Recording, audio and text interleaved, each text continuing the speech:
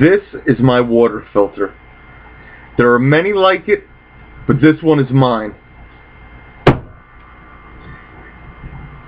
I've been wondering what kind of water is going through this filter. If you've been watching me for the past several weeks, you understand why I've been wondering what's been going through my water filter. And on June 4th, 16 days ago, I filled up an empty gallon jug in my kitchen sink, and I brought it to a laboratory to get tested. I spent $352.70 to get what runs through my water filter tested for heavy metals. And today, I finally got the results back. And anybody knows me knows I'm impatient. So 16 days is a long time. So I got the results back, and it kind of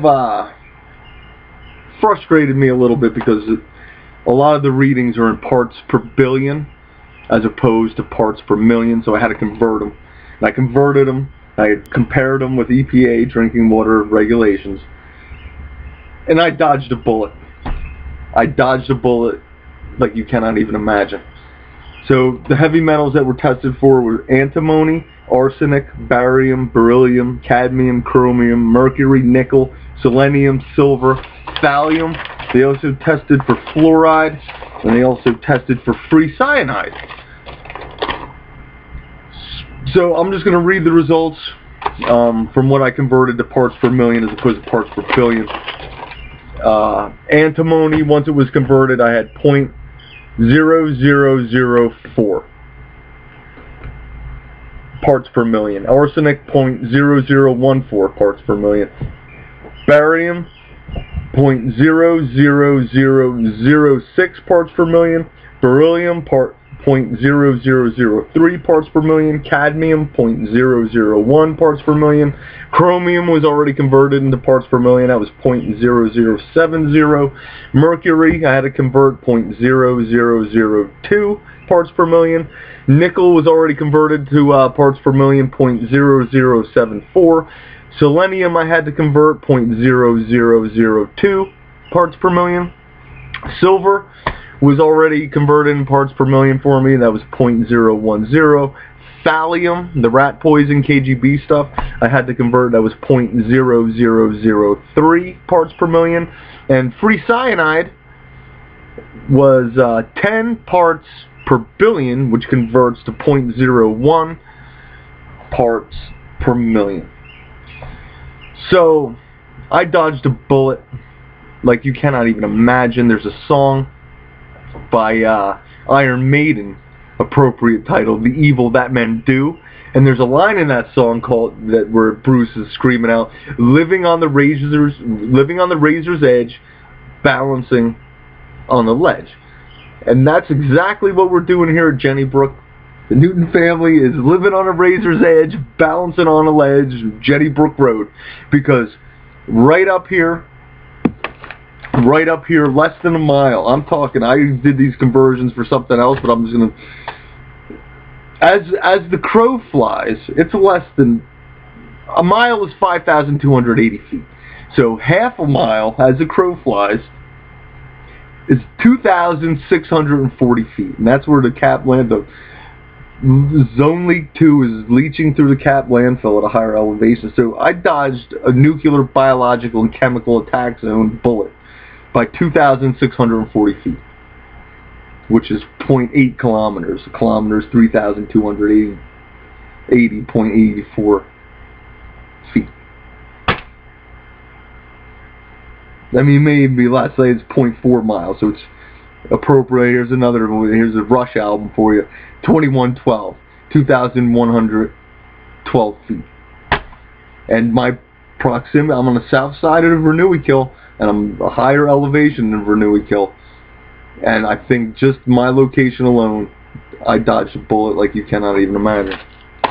And that's all, cheers for me. But there's a lot of people up the road who didn't dodge a bullet. They did not dodge a bullet. I have to thank Mike Wendell for having the strength, the courage, the endurance to continue talking about these results and turn me on to them. I would have had no idea if it was for a guy right 0.8 of a mile up the road from me, who I happened to meet by chance. So I need to thank him. I got the Shwangung Journal yesterday. I'm going to scan this and put this up. I'll probably put up a link to the Iron Maiden video too. Page 6 of this week's Shwangung Journal. Page 6 on the left side. Looking for Wawarsing aqueduct stories. America Tonight, a news program from Al Jazeera America, is working on a series about infrastructure in America with a focus on water. They are looking into stories about the leaking Delaware aqueduct and its impacts on the residents of Wawarsing. A crew is expected in the area this week. Call Aaron at 202-997-8847 if interested in helping tell the story. So I called Aaron. I read this morning. I bought it last night. I didn't get around to reading it. I read it this morning. I called Aaron at 10:33 this morning and left him a detailed message on how to get in touch with me and why he needs to get in touch with me. So I'm waiting for a call back from Aaron from Al Jazeera America. Call me back, Aaron. You got to call me back. Go to CoryNewton.com. I gave you my cell phone number. You got my website. You need to call me back. And we need to go explain why we're going to show you everything you need to see here. And then you need to go to Ulster County. And you need to point the camera and the microphone in the face of Ulster County Department of Health and Ulster County Emergency Services. And we're going to show you why you need to go to New York City and point the camera at New York City Department of Environmental Protection and ask them questions. And we're going to show you why you need to go to the New York State Department of Environmental Conservation and point the camera and microphone in their face and ask them why the landfill doesn't have a leachate collection system. You need to ask them why the contractor who's supposed to be monitoring it says, listen to this question, and this is how they answered it. Are there residents served by private water supply wells located less than 1 mile from the landfill in the down gradient direction and not separated from the landfill by an intervening perennial stream or other groundwater discharge? Then why did the contractor ask no? Why did he answer no? I'm less than 1 mile from the landfill as crow flies. Okay, we have people right there, less than 1 mile, less than 5,280 feet all over around the landfill, and they have private wells, and there's no leachate collection system from the landfill. And why did they put no? Is that gross negligence? Is that intentional misconduct? So I need to talk to Aaron from Al Jazeera America, America Tonight. I'm going to put that up there. I don't hear from him tonight. I'm going to ask everybody to start texting this guy to get in touch with me. Because I need to talk to this Aaron guy. So, this is on. We are coming into the last phase of this thing. These contamination results are coming out. And I'm sure Aaron from Al Jazeera America might be interested to know that all the water going out of the Rondout Reservoir into the tunnel is all contaminated with arsenic 1,800 times the acceptable level, barium 1,500 times the acceptable level, beryllium 250 times the acceptable level, cadmium 400 times the acceptable level, chromium 1,200 times the acceptable level, a little bit less uranium than was acceptable, so the water's clean on uranium. Nitrogen they didn't have not available, and thallium 1,000 times the acceptable level. So I want to show Aaron this. I've got a lot of things to show this guy Aaron from Al Jazeera, but I dodged a bullet. Other people haven't. These people need help, and the government needs to be accountable for this. Because if they're not, then who is? And if we don't hold them accountable, because it's through our consent that they govern, and if they don't have any credibility or legitimacy, then what's the sense of even having them? So again, we need to look out for the people who don't even know. We need to keep telling them. We need to keep talking to them.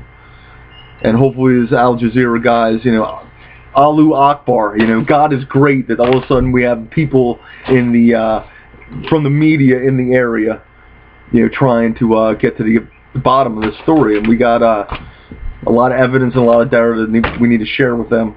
We don't see CNN, we don't see MSNBC, we don't see Fox News here trying to look into it. No, of all people who would look into such a thing as Al Jazeera. Can you even imagine? I can't even imagine. So everybody have a great weekend. I want to post some stuff underneath this, and have a great evening.